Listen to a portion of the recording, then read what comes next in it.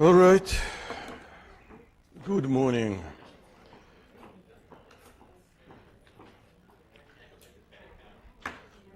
I don't know about you.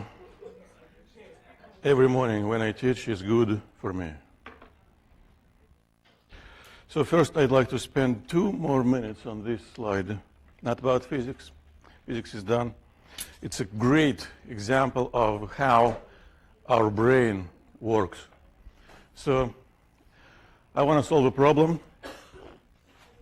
I am designing the strategy. I see the symmetry.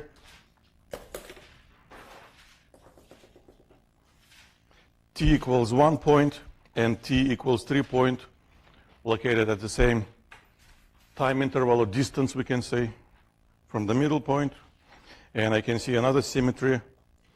The interval from the first point, the first time we found, to T equals 1, and the interval from T equals 3 to the second point we're looking for is the same. So that's why I'm designing a calculation. T2 should be equal to 3 plus the length of this interval. I'm looking at the length of this interval, and my brain tells me, write 0.8, write 0.8. Why? Well, because of the simple reason it looks and it sees number 0.8 right nearby this time interval, and I took it without critical thinking about it, and it was wrong. But I was happy. I solved the problem. Yeah. But 2 students ruined my happiness. I started feeling frustrated, but eventually I figured out what went wrong, fixed it, and happy again. So, of course, naturally, the length of this interval is not 0.8. That was a mistake. The strategy was correct. Single mistake. The number is wrong. This interval is equal to 1 minus 0.8, which is 0.2. And the right result is 3 plus 0.2, 3.2, exactly the same number we had before. Again, no matter what strategy we use, the result has to be the same. That's a check mark. And situations like that happen all the time. We just don't realize them because no one tells us anything. And we used to think that we are the governors of our actions. In reality, our brain makes us to do something, then it makes us feel good about it, and we're happy, unless someone tells something. You know? And if you ask a person sometimes, why did you do that? The answer often, I don't know, I just feel that way. However, without being able to lay down the reasons for our actions, technically we aren't much different from, you know, highly trained circus animals. And I know there's at least one student in this room who would take it, you know, seriously. So I'm happy. And in general, when I look at something like this, it feels like a poetry to me. Well, let's go back to prose, physics. So these are the diagrams, many, 2, 3, 4, 5, 6, 7 pages of your diagrams. And at least 50% practically absolutely good. You know, you can see, anybody can see 3 forces acting on the same object in the same direction. So perfect. Some diagrams like this, for example, describes what is happening, yeah, but it doesn't make an extra step. It doesn't transfer the fact that there is a pressure to a force, which is not a bad thing. Yeah. The clear understanding is presented here. And of course, there are diagrams with a missing force or extra forces. And if you made a mistake, fine. I made a mistake. Everybody makes mistakes. Mistakes are inevitable and unavoidable. But it's a good point to take a reflection on why could it happen, so you wouldn't repeat the same mistake again. Plus, Freebody diagrams is one of the most important tools in mechanics and physics in general. For about 2 weeks in PY106, we're going to do very similar type of a drawing. So it has to be a solid foundation of our knowledge. Okay. Now, question to you. You remember this experiment. I'm not going to do it again. We have a weight attached to a spring scale, and we read the number. That's what the weight is. Yeah. Force acting from an object on a scale. Doesn't matter if we hold it or scale is on a surface like this. And that's what we call a weight. But if we immerse it in liquid, fluid, in general, the reading changes, the weight remains the same, but it appears to be different. So that's what we call apparent weight. The question is, how would that change in the apparent weight of this ball affect the change of this reading? And please enter your answer. If you think no change, you select answer number 1. If you think the new reading will be 41 newtons, 2, etc., etc.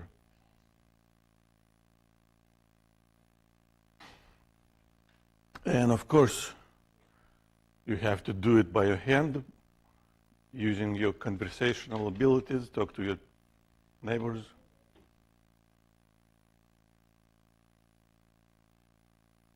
And of course, the answer is in Freebody diagram.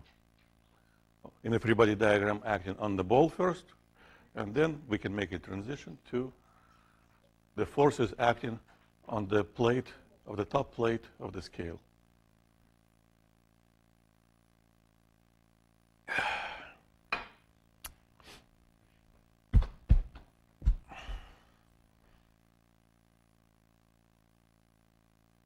Okay.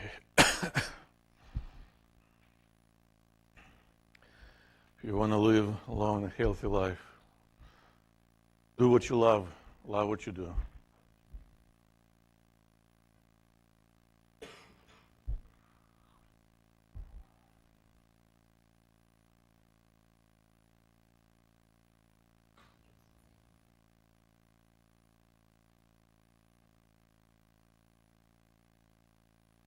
You can always ask yourself a question, what can I do now? So you read it. What can I do now? Well, draw a diagram. You draw a diagram. What can I do now? Well, use that diagram to extract some extra information. And you can, after that, you can ask the same question, what can I do now? And eventually, if you answer all those questions, you will get the answer. That answer may not be the right answer first. Yeah. You can try to check it using a different strategy or ask somebody else, what answer do you have, and compare. And if you have the same answers, that gives you more confidence. If you have different answers, you should talk it out and figure out what might have gone wrong, who is correct, who is wrong. So that's a standard thinking approach. And for example, if you know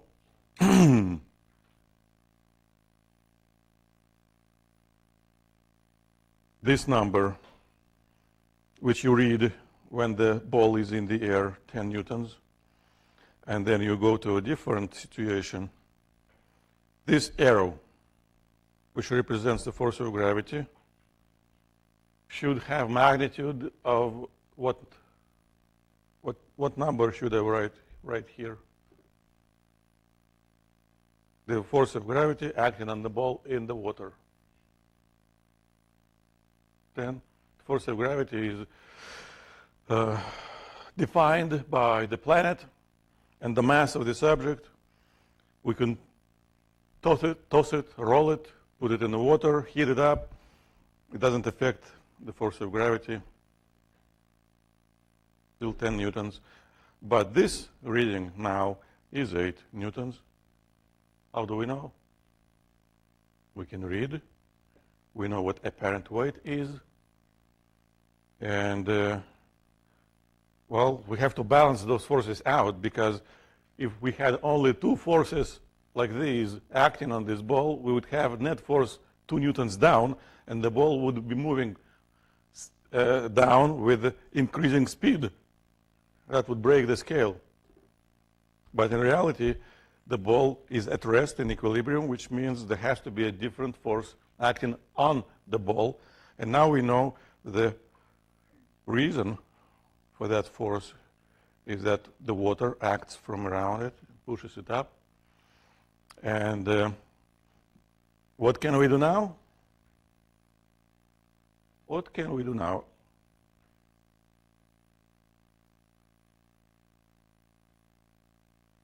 Yes?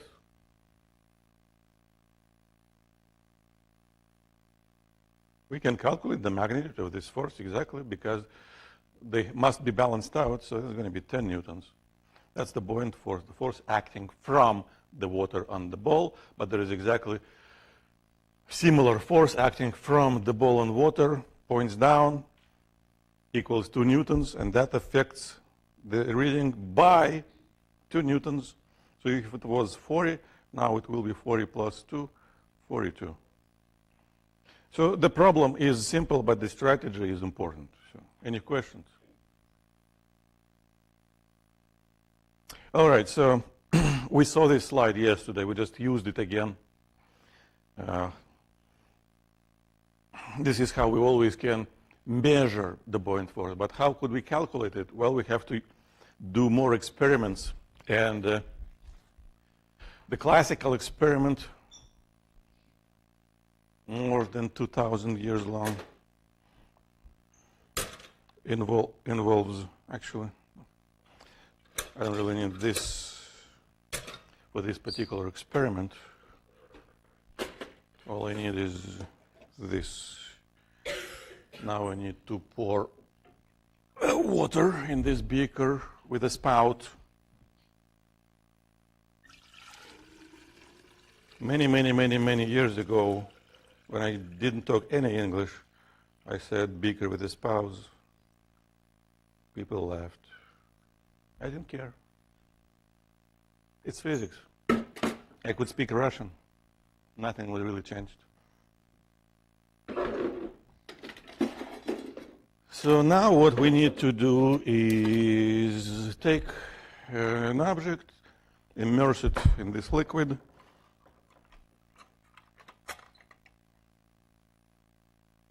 and see what is happening to the forces. Well, this is practically 0. This is, let's say, 12.7 newtons. That doesn't matter. So when I need a little bit more liquid.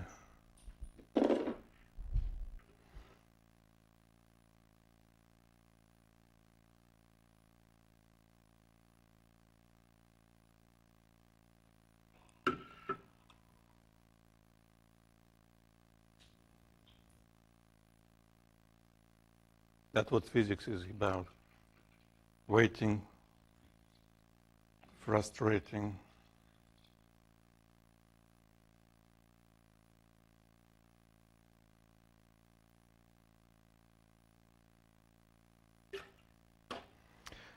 And now placing it this cylinder and see what's happening. We can see that the apparent weight is different from the actual weight. By which amount? Well, about maybe 1 newton or so. But we also see that this cylinder displaces a specific amount of water. And actually, the amount of water displaced has the same volume. Yeah? But what is important, if we use a scale, we can measure weight of the water displaced and compare this number with this number. And turns out it's always the same number. Sorry. Not this the same number. The difference between the actual weight and apparent weight, which is equal to the buoyant force, is equal to the number we read here. So Archimedes was the first one who realized that the magnitude of the buoyant force acting on an object submerged in water, or in water for him, is equal to the weight of the liquid displaced by that object. That's it. Weight, not the mass. Weight. But if we know the mass, m times g is equal to the weight of this liquid. So this is an additional way to measure or calculate the buoyant force acting on an object from any type of fluid. We just need to know, first, how much fluid does it displace, and second, what is the weight of that fluid displaced by that object. Of course, we need to write it mathematically, and well, of course, mathematical statement is just this. The buoyant force is equal to mass of the fluid displaced by an object times g. On the surface of this planet, g is about 10. If you move to a different planet, it's going to be different g, different buoyant force. So now, these pictures represent all possible situations. And if you know how to draw a free body diagram for each situation, you know everything about the buoyant force. So please take as much time as you need and draw 2, 3, 4, 5, 6 free body diagrams.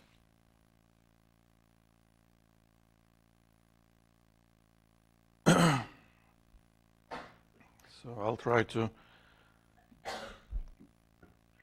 demonstrate. First of all, you have to copy the pictures because I'm going to switch to a camera very soon.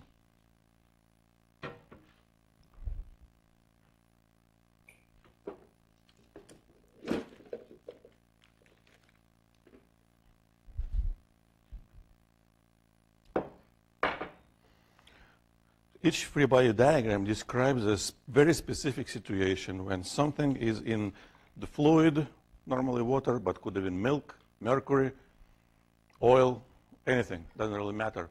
Gas, like air, or hydrogen, or oxygen. Only in a vacuum, there is no buoyant force, technically.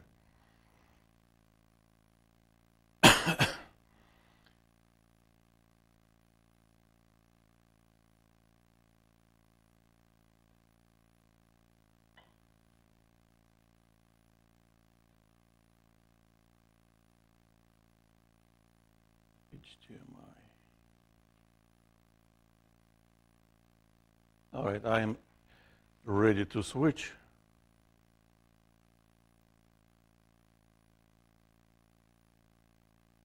Can I? If you still need, if you're finishing the picture, please wave your hand. Okay, I'll wait.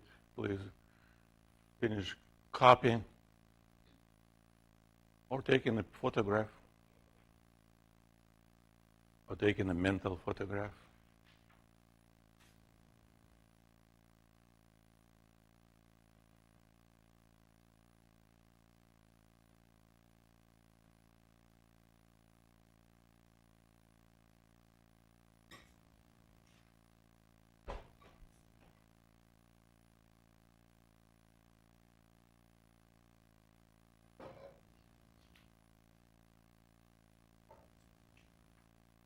Can I switch? If you say no, wave your hand. All right. So again, you should use your multitasking skills. On one hand, you should be drawing free body diagrams. On the other hand, just looking at some situations described by those diagrams. For example,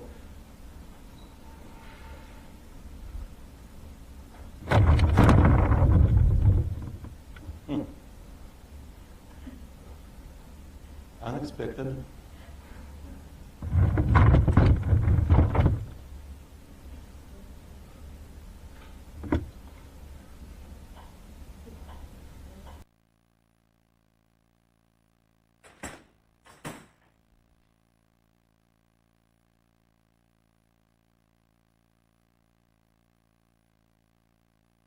All right, we'll try a different approach.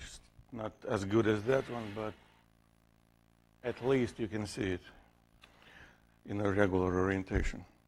So for the first diagram, how should I hold this ball? Not like that. Nothing is touching it except the string. So it is partially submerged. And how many forces now are acting on it? Well, we had two, gravity and tension. As soon as fluid starts touching it, we get the buoyant force acting on it. Now, I can submerge it completely under the surface. What's the difference now? It displaces more fluid, which means now stronger buoyant force should act on it. I can release it. It sinks to the floor. It sits on the floor. But now, the string doesn't touch it. So now instead of tension, there is a normal force from the bottom of this bucket acting, plus gravity, plus buoyant force. Now, what if something is floating? How many forces acting now? Do I touch it? No. So no string attached, no normal force, which means only two forces acting on it. Gravity and buoyant force. Well, something like this. Heavy weight attached to a light object. And of course, now we're going to put it, yes? This? This?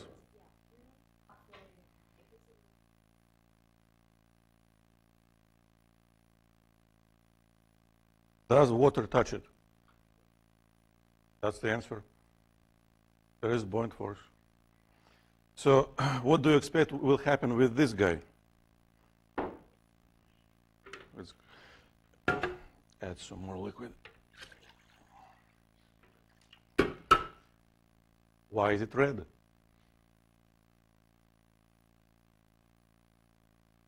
Why is it red? The water. Dye, yeah, put okay, no. Too shallow. All right.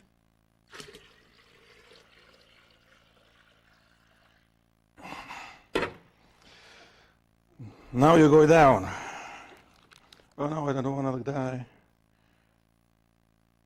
You will.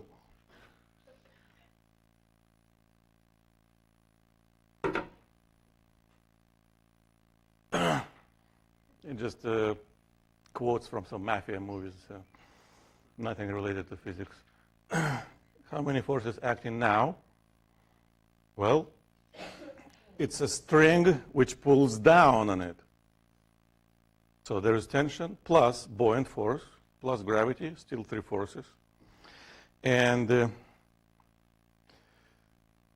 is one more diagram which I can't model because it has a rod below. So it's something like this. Something like this. But stiff, so it's not falling. And there is a difference between a situation when a string is attached and holds it and a rod is attached and holds it. What's the difference? Well, to talk about that, first I have to switch back.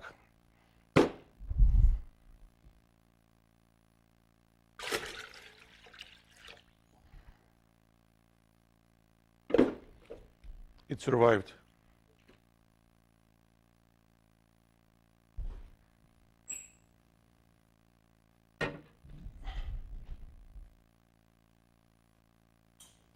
This didn't.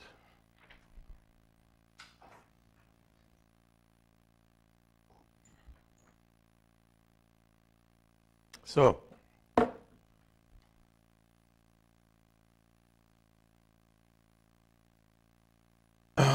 case number 1.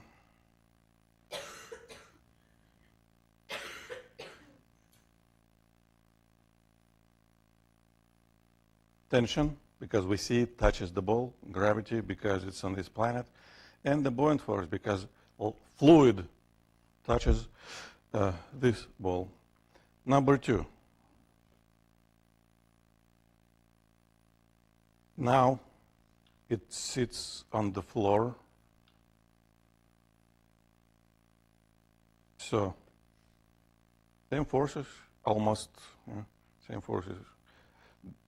This now is buoyant force, and this now is the normal force from the floor, and there's the force of gravity acting down. 3 forces. Now, actually, I'm going to do first number 4. Why? Because technically there is no difference between 2 and 4. It is a support. The rod is just a support like the floor. So without this rod, if we would remove it, it would sink. That's why it's rod, a solid object. So it supports this ball, prevents from falling down, which means it exerts normal force, plus there is a buoyant force, plus, of course, there is force of gravity. Now, if we go to case number 3, it's a string. The string holds it, prevents it from rising to the surface of the water. And if the string holds it, it actually exerts elastic force. It is acting practically like a spring which holds it. So it pulls down. Oops.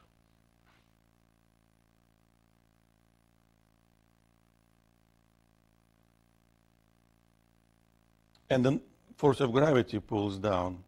So that's tension or elastic. This is force of gravity. But the buoyant force always points up. Now, case number 5, floating.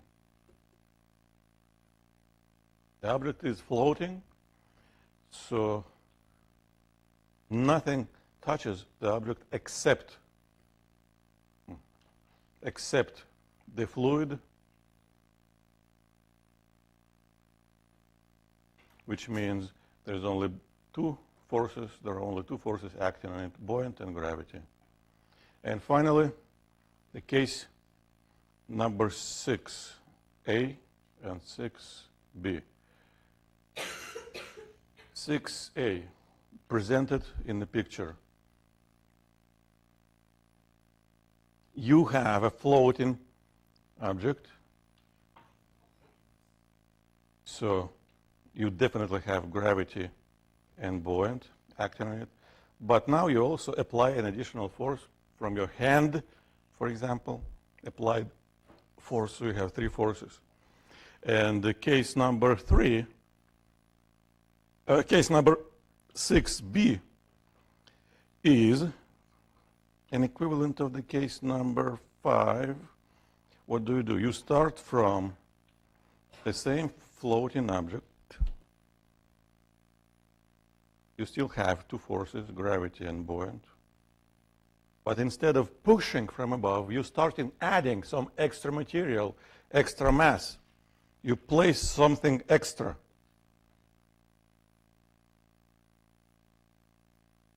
We can treat that extra material as the source of applied force, or we can just treat this situation as case 5 with increased mass. So this is going to be an additional, let's call it mg force acting down. And these diagrams exhaust all possible situations.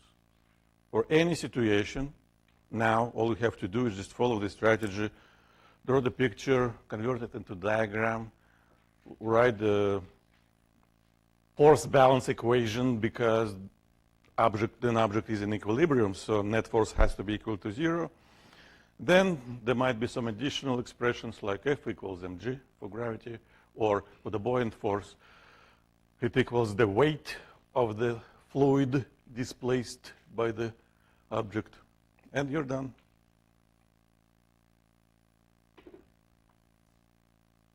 All right, examples.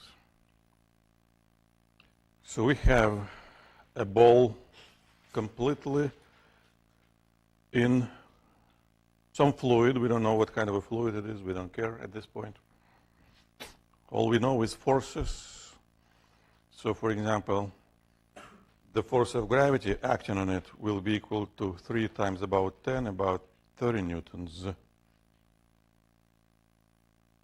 But if we attach it to a spring scale and we read the number, that's going to be 20 newtons. Why is the difference? Because of the buoyant force acting on this ball. And what will be the magnitude of it? It would be the difference between mg and tension, which is 10 newtons. So how much fluid does it displace? Well, we know that the buoyant force is equal to the weight of the fluid displaced by the object, and weight of the fluid should be equal to the mass of this fluid times g. So 10 newtons should be equal to m of the fluid times g. Hence, that should be about, well, if we treat g as 10, 1 kilogram of fluid. How much is displaced in meters cubed by volume? Well, we know the volume of the fluid displaced by the object should be equal to the volume of the object in that fluid. And that's a sphere. So how do we calculate the volume of a sphere? We have to go to Google, ask Google, how do we calculate the volume of the sphere? Google says 4/3 pi r cubed. So 4/3 times pi times, okay, I've been tricked already. That's a diameter. So we have to use a half of that.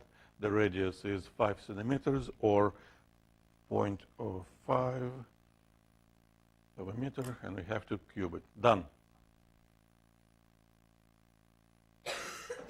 And we don't know it yet technically, but if we know mass and volume, we can calculate density.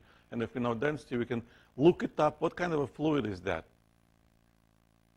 All right. I've got the slide with these calculations. And question. It's not a physics question.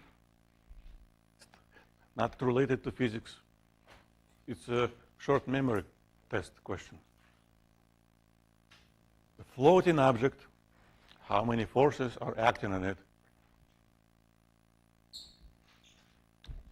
I don't have a floating ball. Well, actually, I do. Very small one. That's it. How many forces right now are acting on this floating ball? And of course, you choose the right answer. I know everybody did the right answer. And now, well, just repeat some.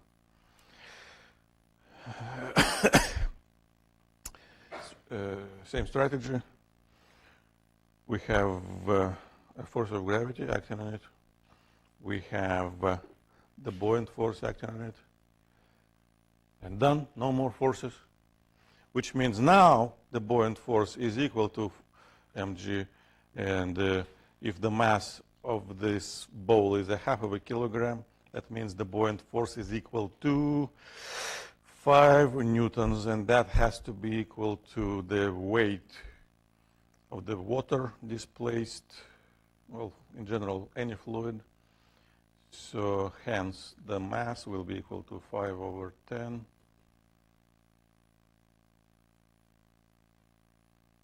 That's it, it's exactly the same reasoning.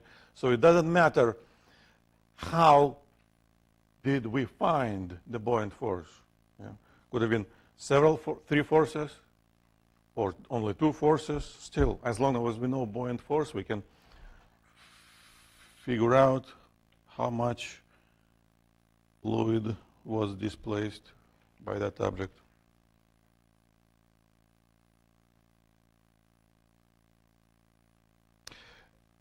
So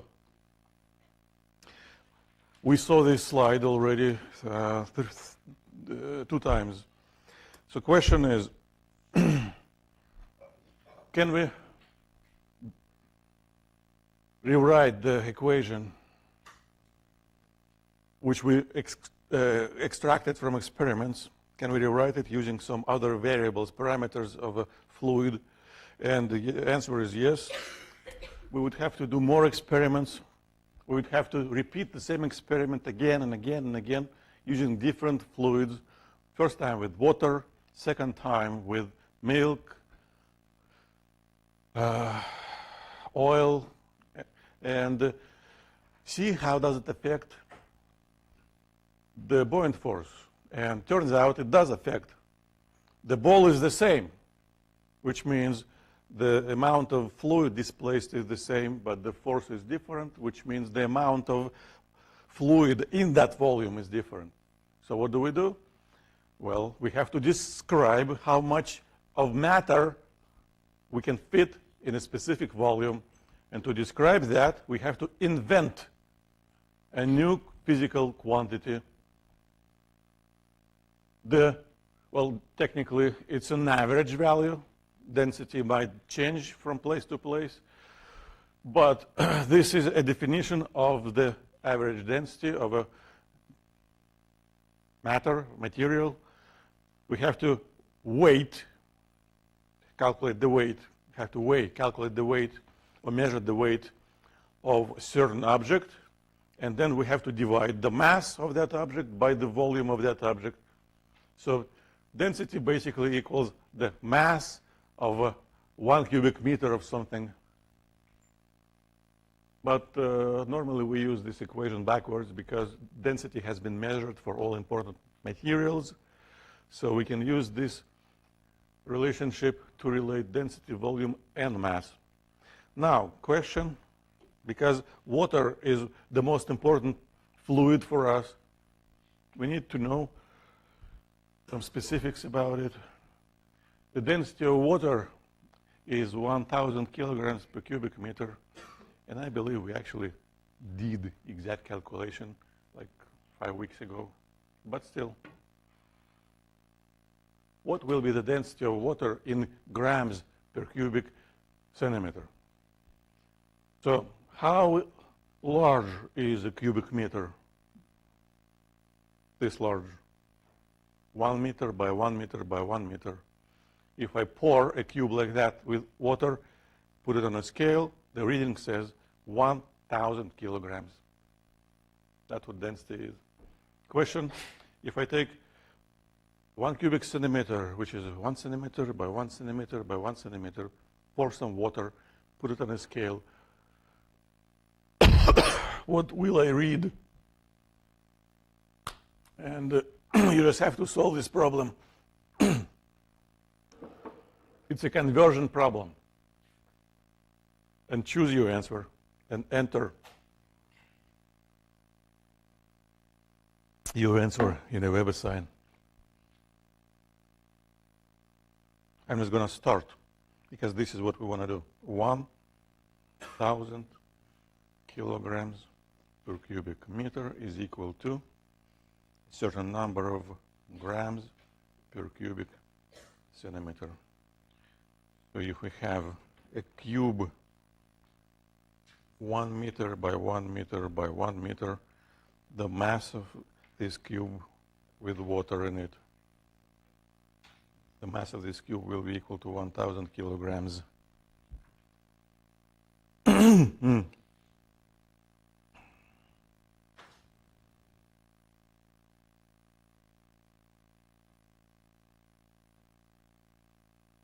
we can do this type of conversion.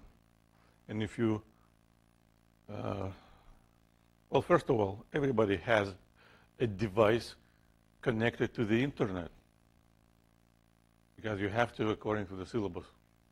So you can use that just to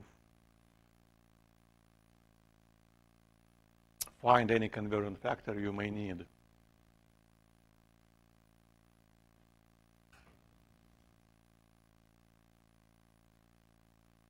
I'm going to check what is happening on the website. Does it even work? Are there any people today in this room? I don't trust my eyes. I only trust WebSign.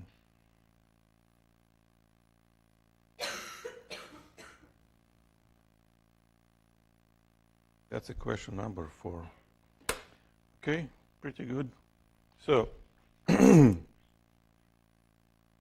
of course, probably the most straightforward way is just calculate it using conversions between kilograms and grams. 1 kilogram is equal to how many grams? 1,000, yes. Now the tricky part is converting cubic meters into cubic centimeters. So what do we do? First of all, 1 meter is equal to 100 centimeters. We know that. So we write 100 centimeters, because that's what 1 meter is. And we don't forget we need to write a cube. And then that's what we do.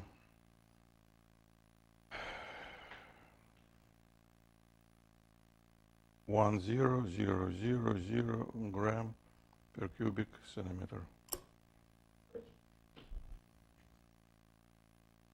I need coffee.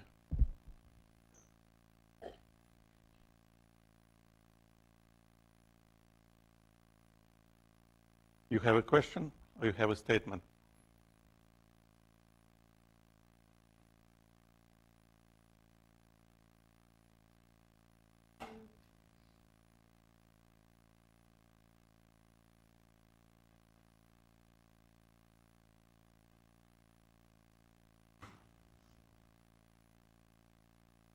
And why did I do that?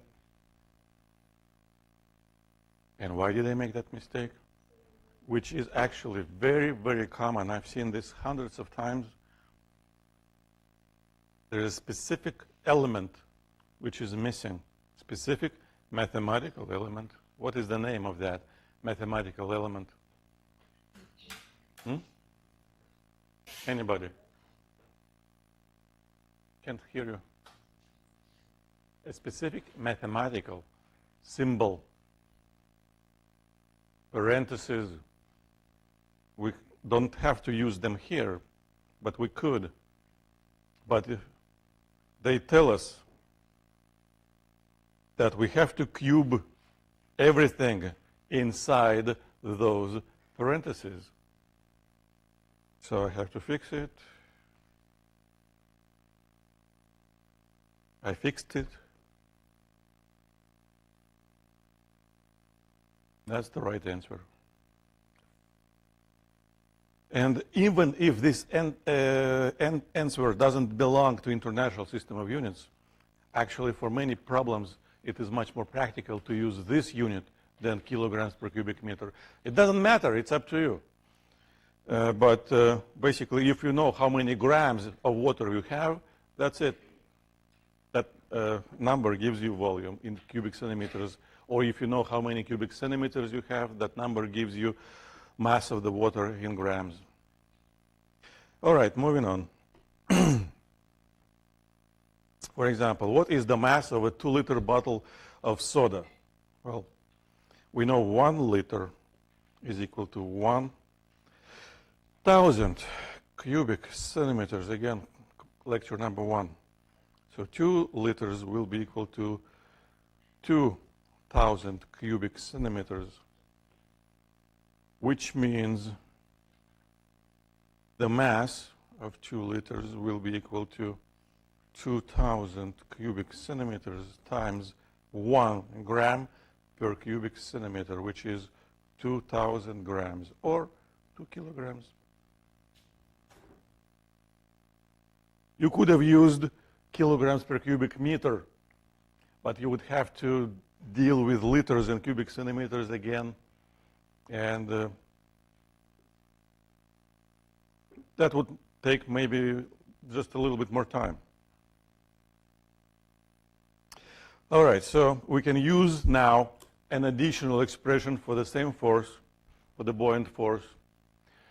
It is equal to the product of three variables. Well, G is fixed constant. V represents the volume displaced by the object.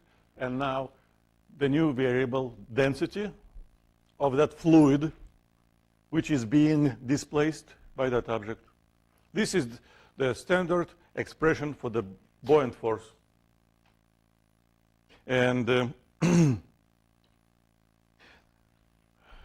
sometimes it is easier to think about it differently. The expression is the same, but since we know that the volume of fluid displaced by an object has to be equal to the volume of the object submerged, immersed in the fluid, this expression sometimes just more practical.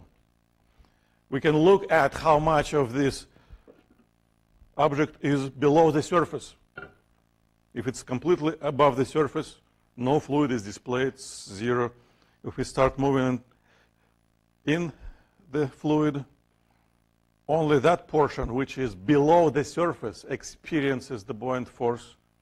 So the more of the object is below the surface, the stronger buoyant force. The maximum is reached, and if we move it up and down, the buoyant force remains constant now.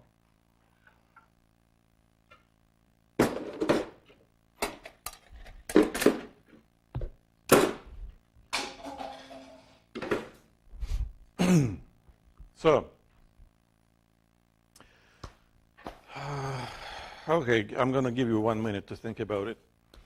We have a ball, same ball actually, which has a mass of 3 kilograms, and when it is in water, the apparent weight, which is the reading of that spring scale, is 20. Now we make a very dangerous replacement. We replace water with mercury. Why is it dangerous? Well, it's not healthy to breathe with mercury vapor. So we have a mask, and we read the reading of the scale again. What do you expect to happen to that number? So if nothing, your answer is number 1.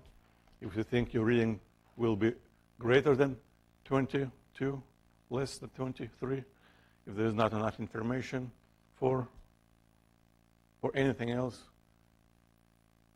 any other number. And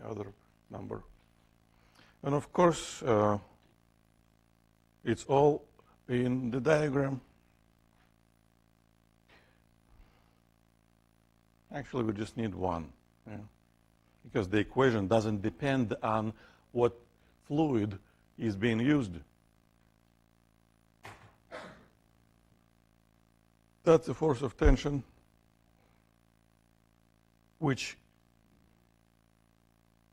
changes in some way. And that's the force of gravity, which remains the same because it is acting from the same planet on the same ball. And this is the buoyant force, which depends on the fluid, on a specific property of that fluid, on the density. The volume is the same, G is the same, so the only variable matters is this density.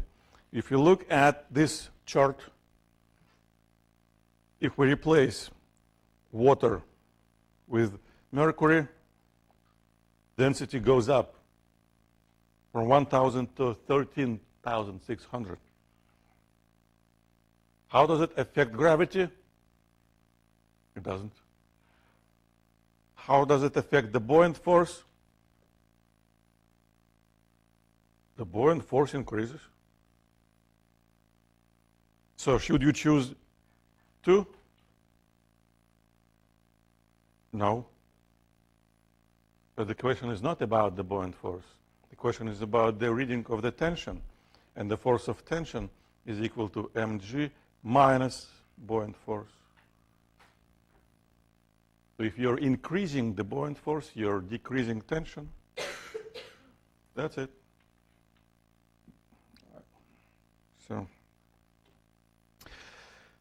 don't answer this question. Too many questions. And we know basically what should happen because we saw it. We saw it when we have a steel object placed in water. It sinks. And we know steel has density greater than density of water. When we have very, very empty ball, well, if I try to push it and then release, it rises because the density of this ball is less than the density of the water. Actually,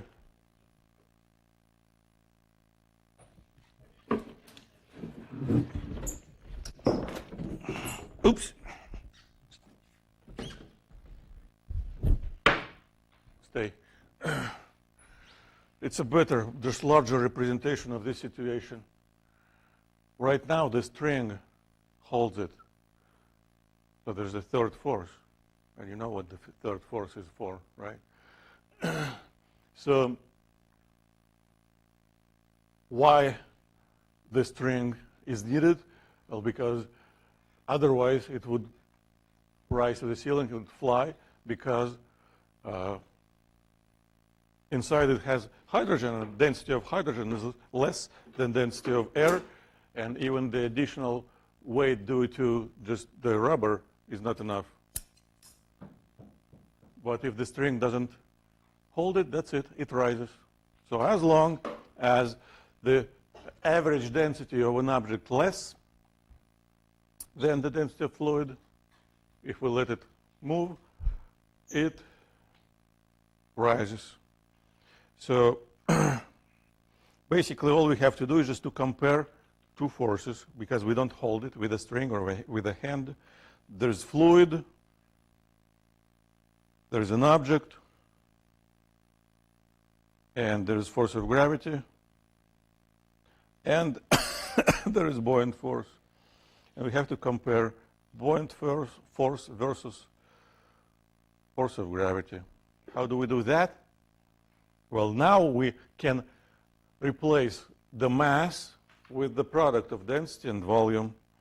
So for the buoyant force, it should be density of the fluid times the volume of the object, because it's completely inside the fluid, times g, versus what?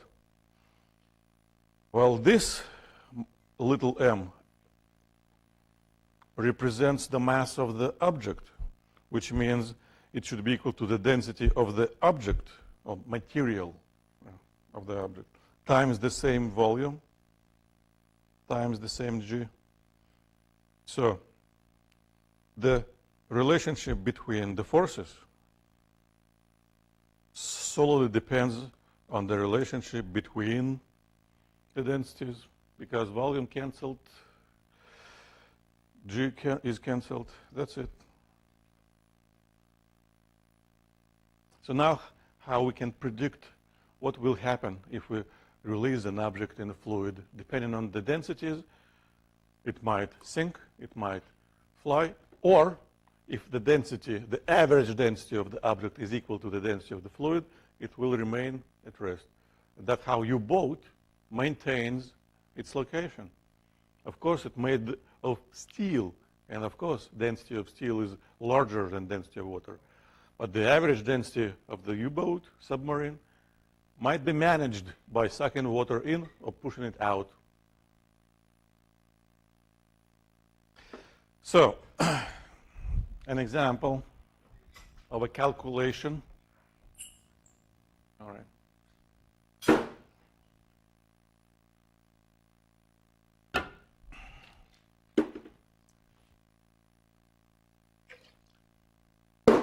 for a floating object.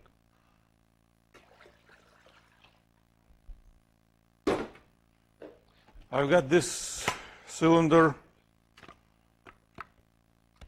nothing to do with this company. I wish they would pay me for the advertisement. It floats. So what can I do? I can measure the diameter. So please, I'm going to read the numbers. Please write them down. So the diameter of this cylinder is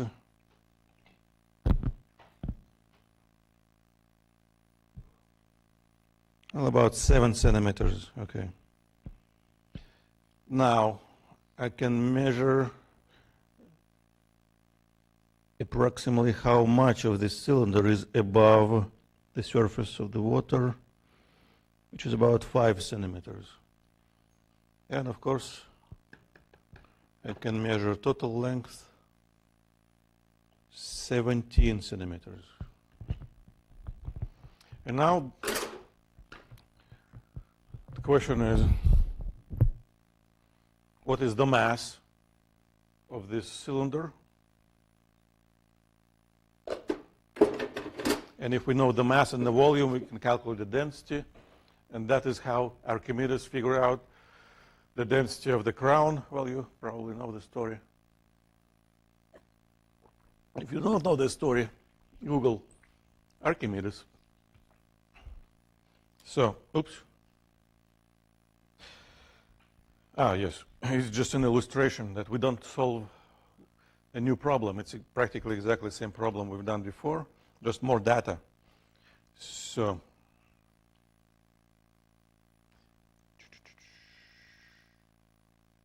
just a bigger picture, because as you know, a small picture is not really a picture. Good picture must be big picture. Plus, drawing helps to fire up additional neurons. So we always have to draw our own picture. So the diameter was equal to what number? 7 centimeters, yes. Thank you. I remember that was, let's call it L. 5 centimeters, yeah. The total length was, let's call it big L, 17 centimeters. That's it. We also know it's water. And what does this word tell us? Density. The name of the fluid tells us, look the density up, and density of water is either 1,000 kilograms per cubic meter or 1 gram per cubic centimeter. So, how many forces are acting on this cylinder? Please, if you think 1, show me 1 finger. If you think 2, show me 2 fingers. If you think 3 forces, show me 3 fingers. If you think 4 forces, show me 4 fingers. To take physics, you need fingers. 2, 2, 2. Yes, it's like a 5th time we talk about floating object. So 2 forces, and we need to know the name for each force, force of gravity and the buoyant force. And then we need to make a transition from the name to the actual expression. For the gravity is mg, for the buoyant force it should be equal to the density of the fluid, in this situation water, times. And now you choose, different people choose it differently. They write the volume of water displaced by an object, or the volume of the object in water below the surface, times g. And because the object is in equilibrium, magnitude of the gravity, force of gravity should be equal to the magnitude of the buoyant force.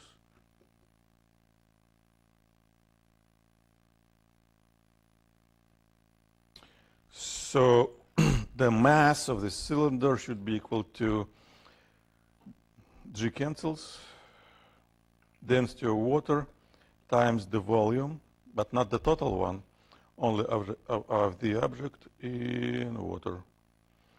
So now we can start using numbers. And I want to use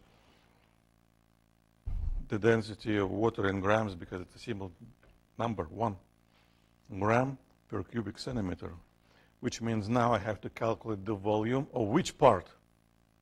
Of that part which is in water, which is, where's my marker? Below the surface. This part. That's a cylinder, smaller cylinder than the actual cylinder. So how do I calculate the volume of a cylinder? Area times height equals 1 times area. That's a circle, pi r squared. And the height will be equal to the difference between the total length and that length measured above the surface. So numbers, pi times, I use centimeters on purpose, so diameter is 7, so 7 over 2, that's radius, and we have to square it, times 17 minus 5, whatever. See? That's what the brain does. Tricks us all the time. 5. And then laughs at us. So, pi, well, I'm done. Please finish the calculation, tell me the number.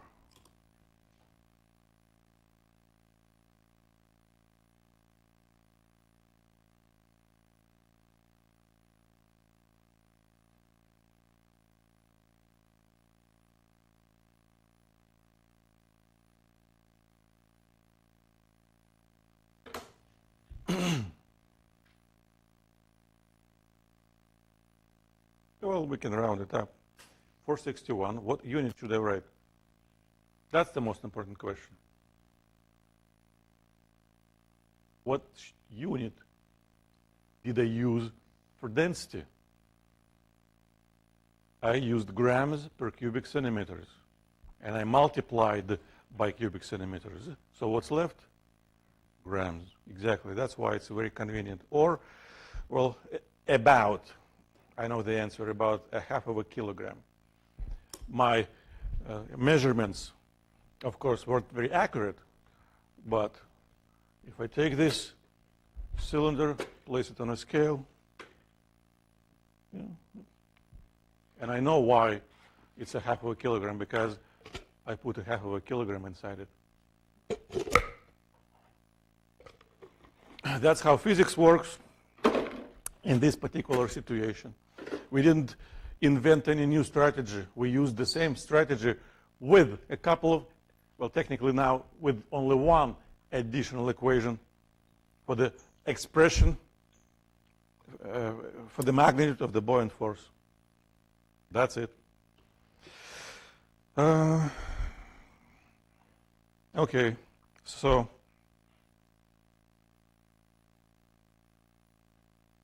we want to sink the floating object completely in water. Okay. So the initial situation is the floating object.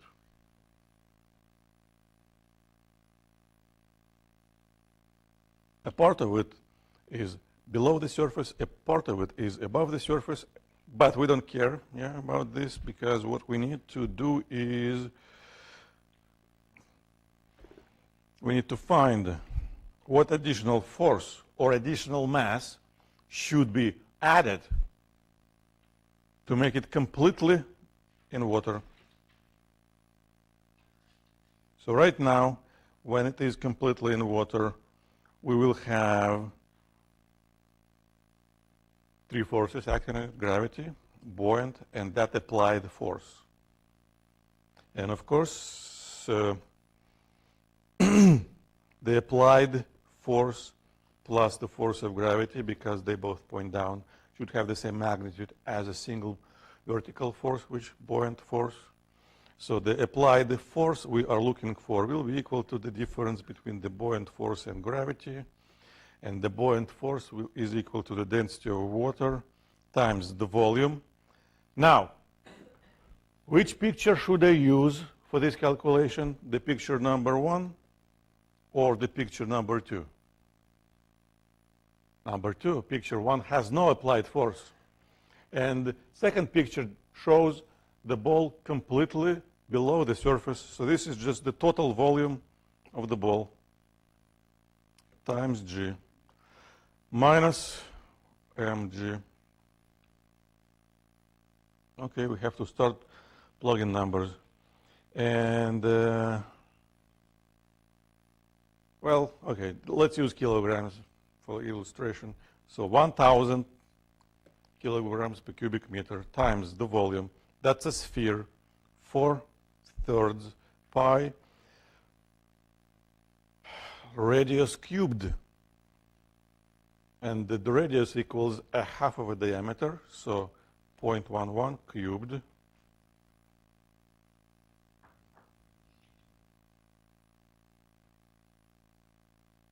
times G, which is 10, minus mg, a half of a kilogram times 10. That's it. You can finish the calculation. That will be newtons. But now it's easy to find what additional mass should be added, because that additional mass additional, should have weight. That hence, which should be equal to the applied force we just have found. So the applied force should be equal to additional mass times G. So that additional mass should be equal to applied force over 10.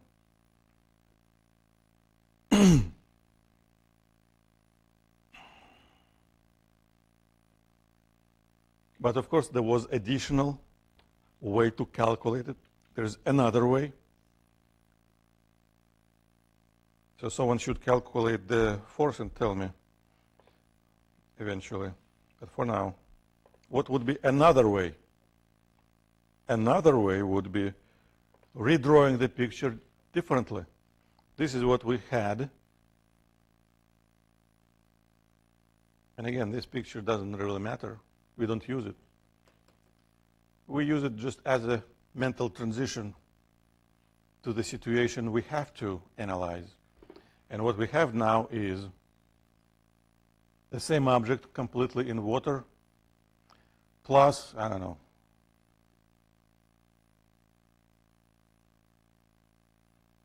some additional mass, well, maybe a ring attached to it because it's a ball, or something else put on the top of it.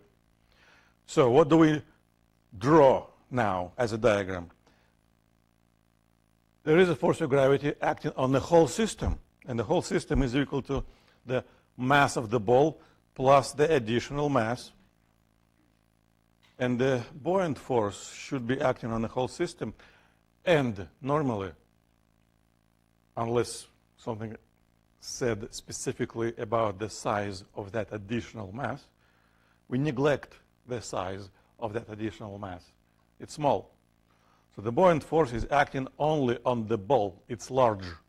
So the buoyant force still will be equal to the density of water times the volume of the ball times G. And you set them equal.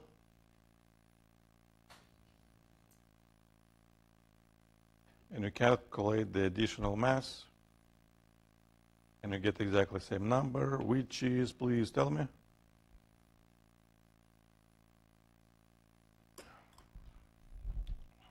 What should I write here? Do we have it?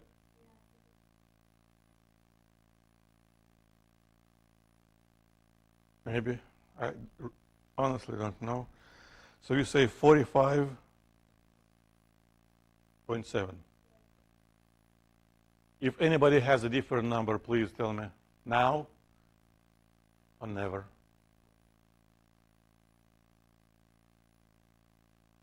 Okay. For me, this is a question mark. I don't want to spend my time now for checking it. I will do it later after the lecture, just in case, to make sure everything's right. Okay. This is the question number 6. And I want to ask it because I need some time to prepare this demonstration. This is what is happening. We have a lake.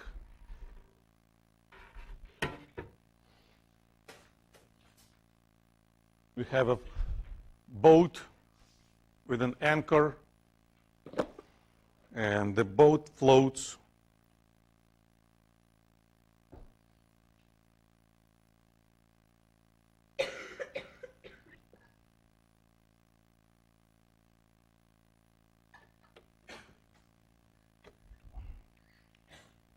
And this is the level of the lake right now. What I'm going to do, I'm going to take the anchor. Well, the anchor goes on the floor of the lake, so I'm going to take it out from the boat, put it in water, and something may happen or may not happen with the level, right? So by now you should enter your answer. So all I have to do is just take out the anchors.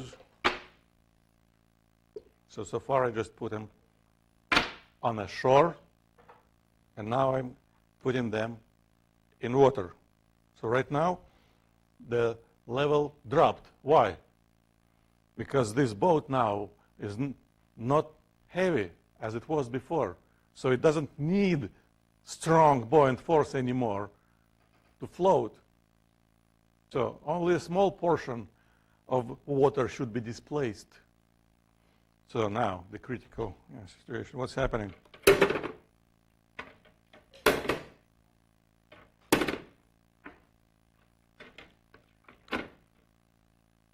Not much. Still much lower than before. Why? Well, because those weights don't displace much of water. Yeah, they're small. They have some volume. They do displace some water, but not as much as the heavy boat. That's it. So this is just, again, an illustration of a type of reasoning we may need to use sometimes to describe what is happening when we change the system by adding or taking out some elements of that system. Don't answer this question. So let's just think about it. What will happen if this element will be removed? Element. We don't know what it is. We saw in previous experiments the result depends on the type of the element. So what types could be used? A solid rod or a spring or a string. If it's a solid rod, it acts like a normal force and it prevents it from sinking. If it's a string or a spring, it prevents it from rising. So there is not enough information. We cannot answer based solely on this picture. But if we know it's a spring or a string, in that case, we can draw. That's not me, no? Okay, good. We could just have to draw a Freebody diagram. And Freebody diagram now, again, one of those 6 diagrams we've used before, we just have to know which is which. Here, if it's a spring or a string, tension holds the ball, prevents it from rising up. The buoyant force always points up, and there is a force of gravity acting on it. And if we write the force balance equation, mg plus force of tension should have the same magnitude as for buoyant force. And if this is what we're looking for, force of tension, that should be equal to the difference between the buoyant force and the mg. So how do we calculate the buoyant force? density of water times total volume of the ball, because it's completely submerged, times G minus. How do we calculate the mass of the ball? Density of the ball times the total volume of the ball times G. So basically our calculation is this difference between density number 1 and density number 2 times total volume times G. In numbers, if we use grams, 1 gram minus 0.8 grams per cubic centimeters times 4/3 pi times a half over 10 centimeters cubed times 10. We have calculated tension. However, if we told specifically this is a spring with the given spring constant, now we can apply the Hooke's law.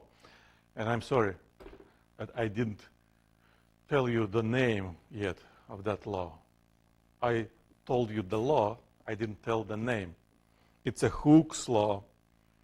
The magnitude of the elastic force is proportional to the spring constant and the elongation or contraction of the spring.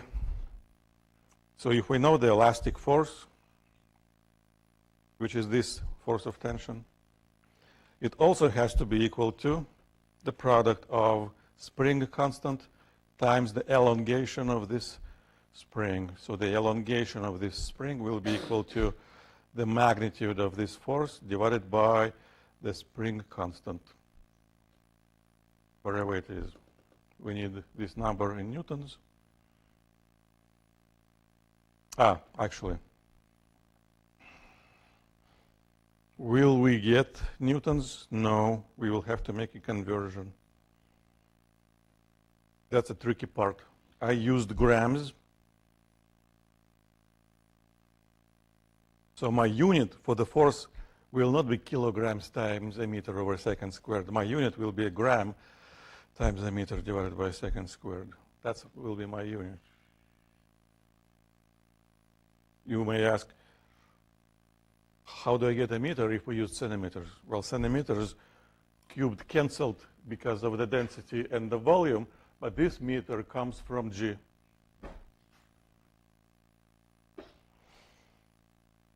Or you could have used density in kilograms per cubic meter immediately, and that would give you newtons immediately.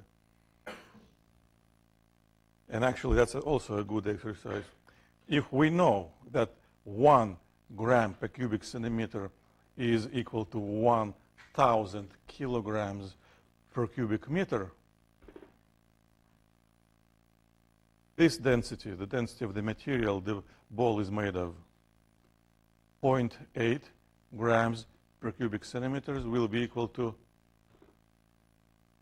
we just have to multiply by 1,000, 0.8 times 1,000 kilograms per cubic meter, which is 800 kilograms per cubic meter.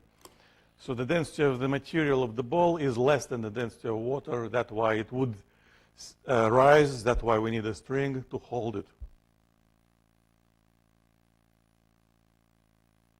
Questions? Suggestions? So the strategy, again, is a standard strategy for solving any problems related to forces acting on an object with an additional relationship about the buoyant force, and sometimes with an additional relationship for mass and density and volume. Nothing else. And we are done with the buoyant force. So now, moving on to the next topic. I just started today. We could actually make this experiment. 2 beakers with the same amount of water,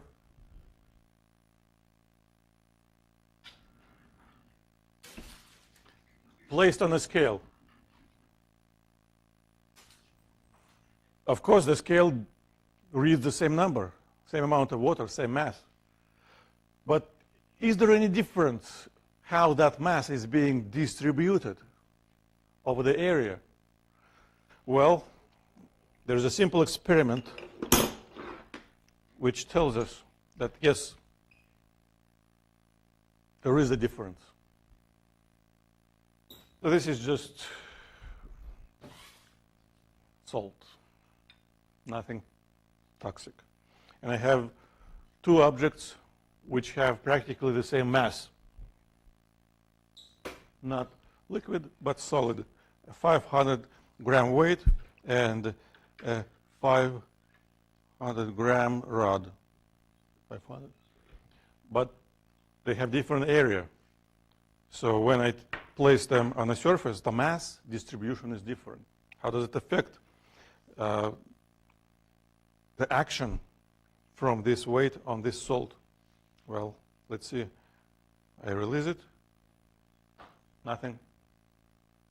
Now I take the same rod, place it, and release it. And it sinks by more than 1 centimeter. So it's not just the mass which matters for us, it's also how it's being distributed. And of course, in physics, if something is important, has to be named, has to be defined. This is another example of why mass distribution matters. The same person, different mass distribution. Only one single nail, a sword, or many, many, many single nails makes difference. And of course, this is how snowshoes work. You distribute your mass over a larger area, so you don't sink in the snow. So an official definition, an official name of this new physical variable is pressure. Mass distribution, is that what pressure is? Emotional distribution also is pressure. So an official definition of pressure is a force acting on 1 square meter of surface. Well, we should call it average pressure if it changes, but it's not important. And the unit of pressure, of course, comes from the definition, a Newton over a meter squared. That unit has a name, pascals. This is an official unit of pressure in international system of units. Don't answer this question. We've done too many questions.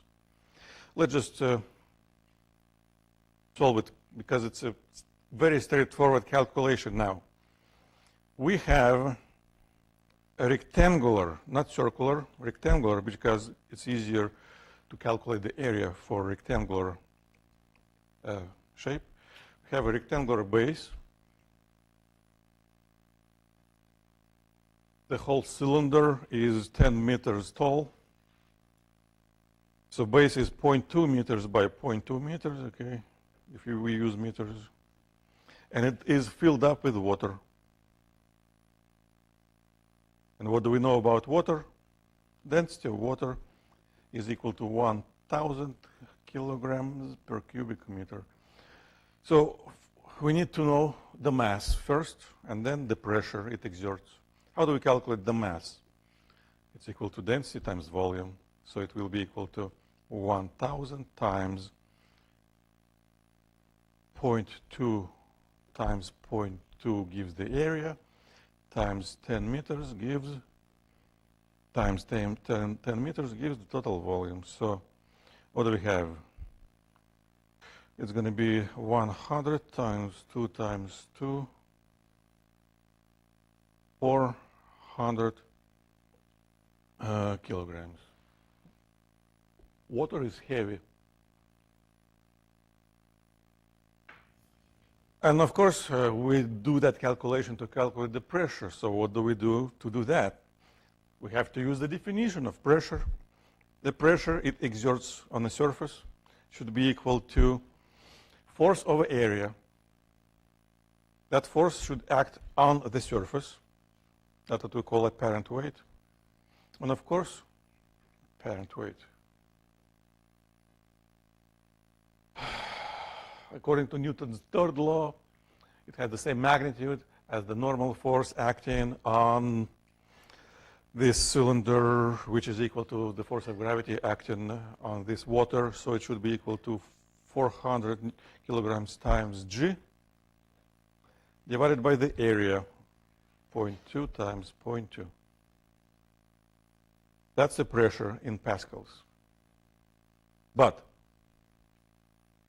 the most important takeaway from this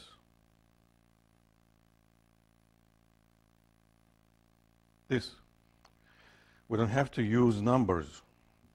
So we have a tall object. The volume of this object equals area times height. The mass of this object equals density times volume, which is density times area times height. The weight of this object is equal to mass times G, which is density times area times height times G. And now the pressure it exerts will be equal to this weight over area. So density times area times height times G over area. What is happening to the area? Getting canceled.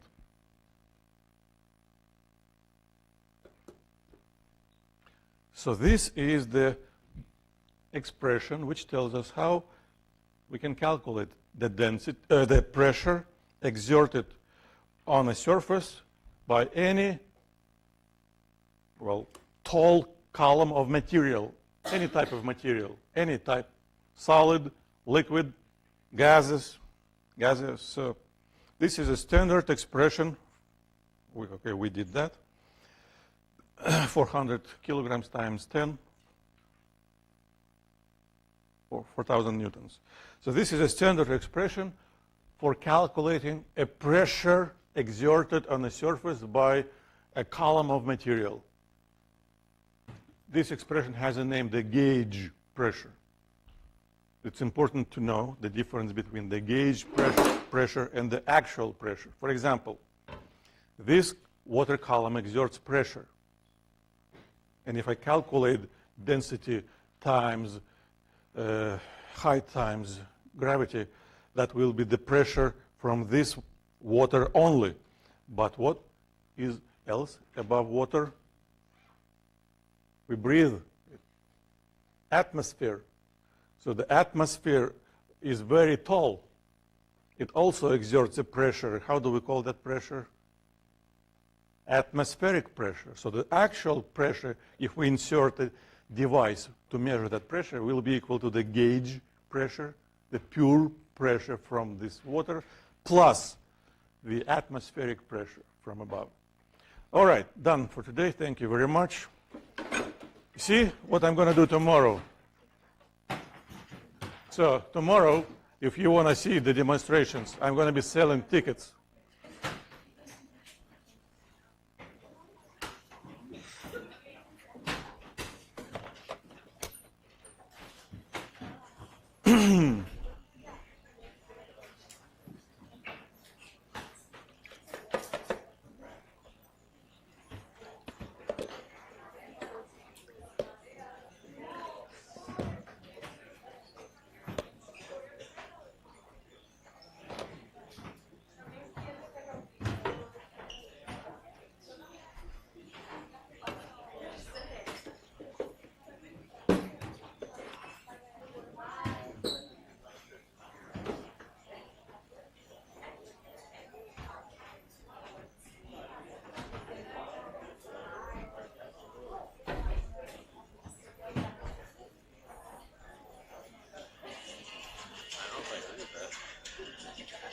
Oh, I'm sorry.